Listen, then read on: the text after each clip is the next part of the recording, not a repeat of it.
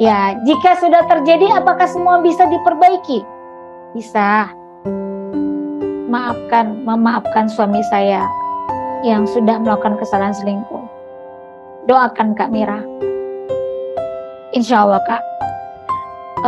Dengan kakak memaafkan, berarti kakak udah dapat 1 poin indah dari Allah. Ya. Dan mungkin bisa dengan memaafkan itu Allah kasih kado yang indah buat kakak nantinya. Gitu. Karena kakak memaafkannya karena Allah. Insya Allah. Gitu ya. Nah, jika sudah terjadi, apakah semua bisa diperbaiki? Ini dia jawaban untuk kakak tadi. Pertama, bisa. Asal taubatun nasuha. Taubatun nasuha itu apa? Berjanji kepada Allah tidak berbuat lagi. Jangan tobat makan cabai pedas-pedas dimakan lagi.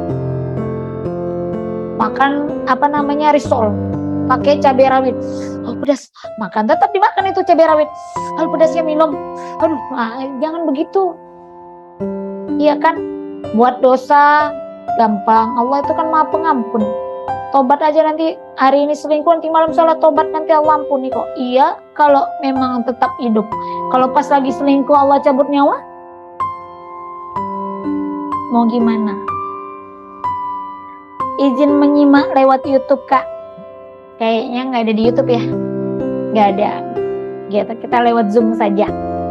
Nah, terus kalau bisa jangan live ya Kak, karena nanti akan ada kabar gembira buat ayah bunda abang kakak yang bertahan di sini ya. Kemudian meminta maaf kepada pasangan dan berkomitmen, gitu ya. Komitmen benar-benar komitmen. Minta maaf memang, tapi bagi yang pelaku atau mungkin bagi yang menjadi korban, saya tahu nggak gampang untuk pasangan yang sudah kita sakiti itu mau memaafkan kita. Itu butuh proses. Maka apalagi jika yang selingkuh itu adalah suami, itu butuh proses istri untuk memaafkan, untuk bisa melupakan yang pasti. Mungkin memaafkan iya, tapi melupakan nggak segampang itu. Tapi percayalah, kalau misalnya kita berjuang untuk menjaga kepercayaan itu dan tidak akan pernah mengulanginya lagi, berjanji di hadapan Allah, maka pelan-pelan kepercayaan itu akan kembali. Pelan-pelan. Banyak kok rumah tangga di luar sana yang suaminya pernah buat salah, tapi alhamdulillah berjalan, bahkan meninggal dalam keadaan dalam pelukan pasangannya sendiri. Ya.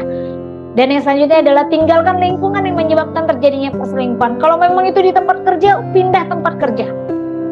Jangan kerja di situ lagi.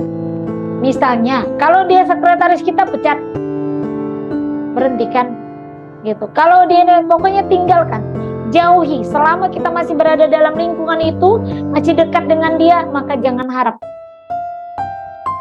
Yang selanjutnya adalah bangun suasana rumah tangga yang nyaman, tenang, dan tentram. Wahai para istri, jadikan rumahmu itu sebagai baiti jannati untuk pasanganmu.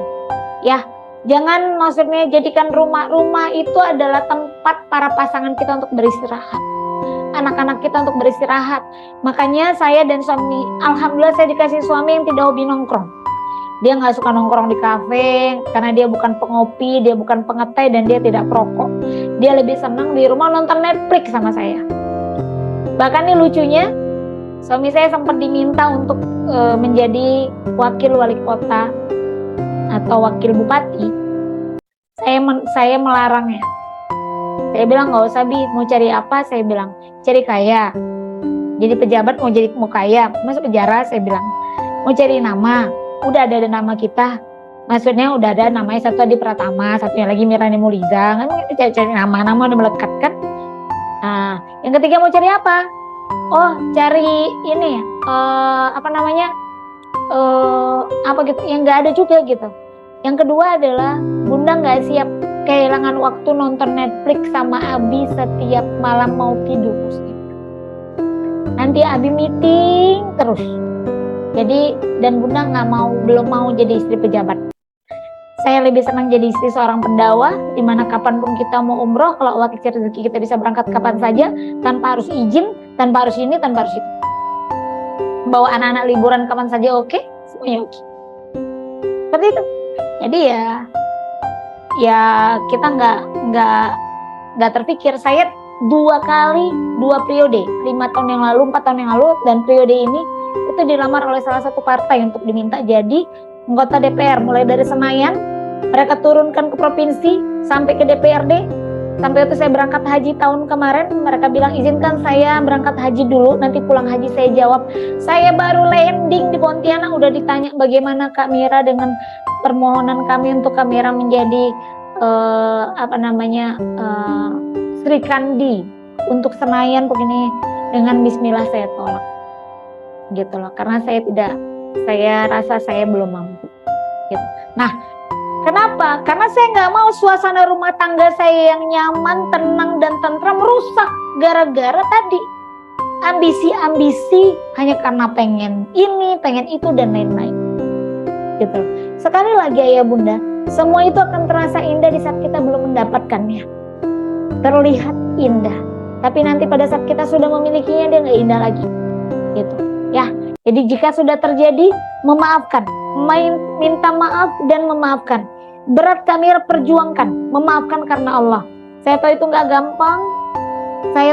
gampang, dan mungkin kalau itu terjadi pada saya yang lebih zalik pun, mungkin saya pun butuh perjuangan. Tapi kalau kita mencintai dia karena Allah, maka minta Allah yang perbaiki dia.